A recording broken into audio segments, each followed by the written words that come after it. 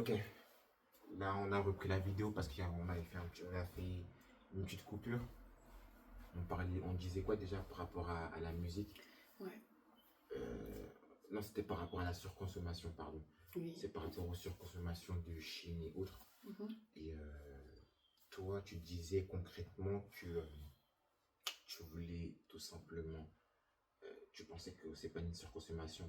Moi, j'avais donné comme argument que l'État nous donne pourquoi il y a plus de surconsommation, parce que on a entre guillemets plus de pouvoir d'achat. Et toi, tu avais dit que non.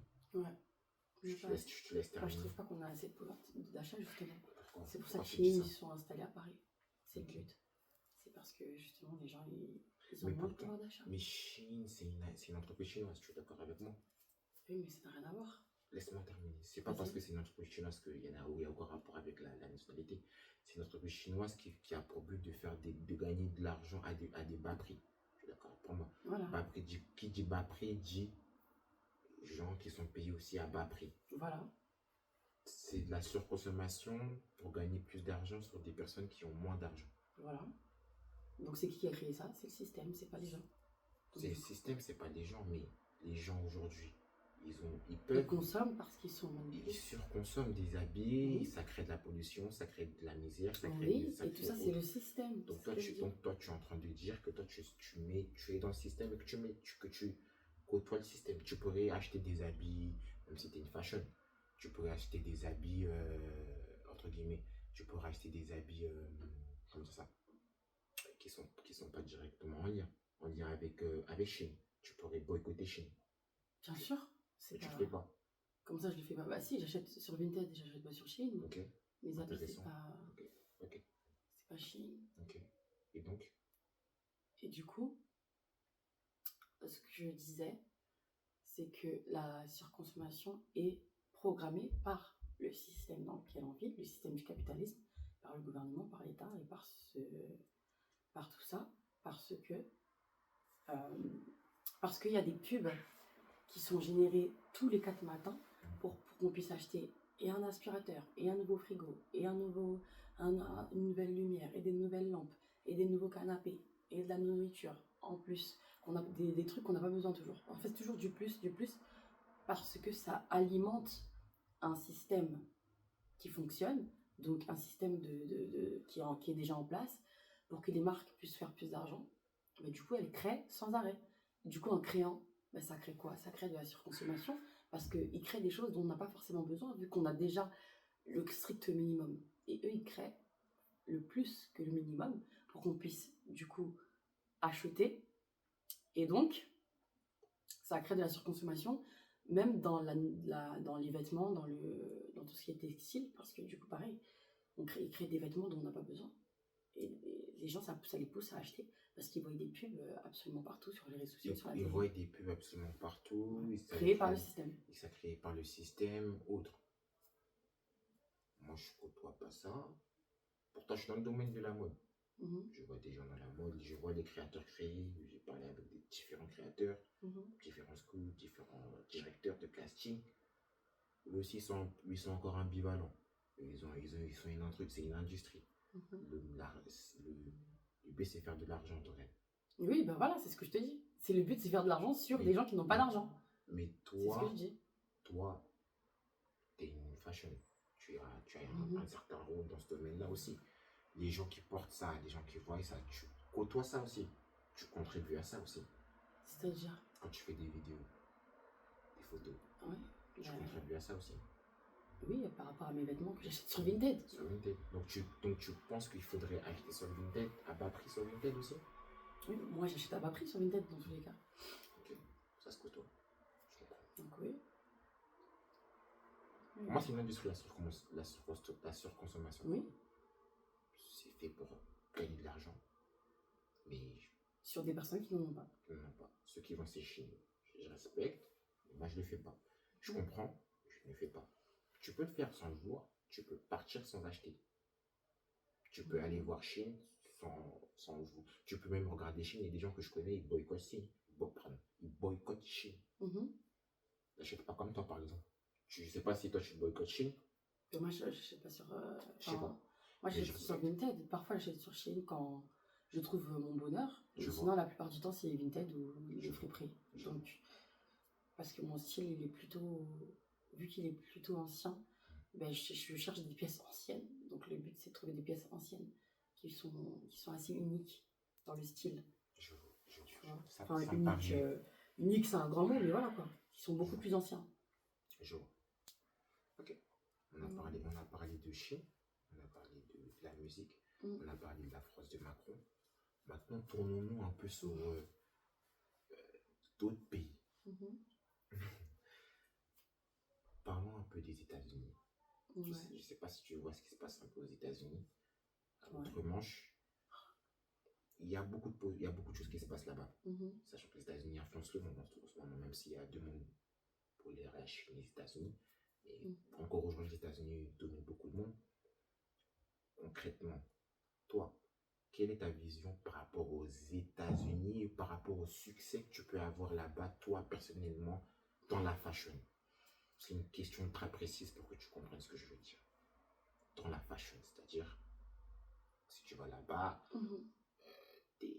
t'as une personne qui va, t'as des gens qui sont dans le domaine de la fashion week, comme tu l'avais dit tout à l'heure, ils ont la scène culturelle là-bas. Comment toi tu peux exploiter ça, rentrer dans ce système-là en ayant une personnalité assez expressive, assez extravertie là-bas, sachant que là-bas ils pushent les gens comme toi à réussir. Concrètement, toi, les États-Unis, c'est un bon pays pour toi ou... Oui, c'est une bonne mentalité, mais pas pour y vivre. Mais pour, oui, si tu veux réussir dans un domaine particulier, c'est une bonne idée. Après, tu pars. Et pour y vivre, non. Je pense que c'est mieux pour les vacances. Pourquoi tu ne veux pas vivre là-bas aux États-Unis? Parce que je trouve que c'est pas sécurisé, c'est trop dangereux. C'est-à-dire les armes à feu, la drogue, tout ça. Tout ça, c'est pas sécurisé, il n'y a pas de sécurité, c'est libre, c'est libre parcours. C'est trop, il y a trop de liberté justement, un peu trop. Et du coup, ça peut être dangereux. Et là, même leur mentalité. Moi, j'aime bien les États-Unis. Après, ça dépend où tu vas. Personnellement, moi, j'aime bien les États-Unis. On a parlé de ça tout à l'heure aussi. J'aime bien les États-Unis. J'aime bien parce que c'est le niveau du business, ça va beaucoup plus vite. Ils ont la culture de gagner, de faire de l'argent. Ils ont cette culture de se dépasser, que tout est possible, entre guillemets. Mais ce qui est aussi dangereux, c'est qu'il y a tout type de personnes. Tout type de personnes dans ces industries-là, des personnes qui sont assez dangereuses aussi, parce que c'est un grand... Pour moi, les États-Unis, c'est comme un grand four où il y a tellement de talent, mais il y a aussi beaucoup de gens dangereux. Tout et n'importe quoi. Tout et n'importe quoi. C'est vraiment assez... J'ai une petite... Dis-moi. Tu peux brancher, pour ne pas que ça s'éteigne, tu peux en fait brancher au niveau du micro pour être chargé. Ça peut charger. Ça peut charger en même temps. J'avais oublié de me dire ça que maintenant. Cette fille-là, elle est assez incroyable. Je cherche, à chaque fois, je cherchais pour faire ça. Maintenant, elle me dit ça maintenant. Grave, depuis, en fait, tu aurais pu charger en fait. Mais on va le faire. J'ai oublié. On va couper cette scène-là de toute façon. T'appelles en plein. C'était comment quoi? Ok. Donc voilà. On disait quoi, Dorian? On disait que les États-Unis. On disait par rapport aux États-Unis. Ce que tu disais ce que t'aimais et tout. Ouais, moi j'aime bien ce qu'il y a aux États-Unis, la culture du sport. Moi, c'est un pays qui est fait pour moi. C'est un pays qui est clairement fait pour moi. Après, oui, il faut avoir des épaules pour aller là-bas. C'est pas aussi facile qu'on y pense. Toi, Dorian, je sais pas ton avis. Tu en penses quoi? Tu m'as dit que elle nous a dit par rapport au côté sécuritaire. Bah, c'est un peu cher les États-Unis déjà. Moi, je parle pas oui, c'est cher, mais toi, donc, oui, mais moi je parle de ton business à toi. T'es une fashion, tu vas aller là-bas, on va te donner ça va très très vite là-bas entre guillemets. Si t'as des contacts, imaginons que ça se passe très très bien, c'est positif, tu rentres directement, boum, 10 000 par mois.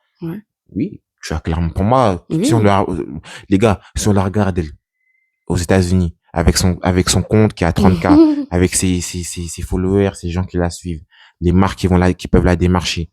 Elle parle un peu anglais et elle va s'améliorer encore plus là-bas. Elle va avoir des gens encore plus qualitatifs là-bas. Tu crois vraiment que tu n'auras pas d'argent? Bien sûr que Bah si. si, t'auras de l'argent. Ah bah oui, moi j'y crois. Bah voilà, tu dis c'est un Bien peu sûr. cher, je comprends ce que tu veux dire, t'es française, quand tu viens en France, tu vas pas forcément ce que, moi je sais pas, je suis pas dans ta tête, mais ce que je suis en train de dire, c'est que, par rapport au business, c'est plus facile. C'est un peu cher, oui, mais c'est parce que eux, ils ont de l'argent. Il y a des gens, après, oui, c'est très libéraliste, il y a beaucoup comment on appelle ça? Des gens qui sont dans la rue. Si t'as pas Aussi. les épaules, c'est vrai. C'est un peu cher, mais t'en penses quoi concrètement par rapport à la fashion? C'est pas par rapport à l'argent, ça on va parler après, t'as sauté un peu les étapes. Ah mince. Qu'est-ce que tu en penses par rapport à tout ce qui est, tu l'avais déjà dit t'avais déjà un peu évoqué le sujet. Qu'est-ce que tu en penses par rapport à dans la fashion week, dans la mode concrètement? Oui, c'est super pour la mode. Les États-Unis, c'est parfait.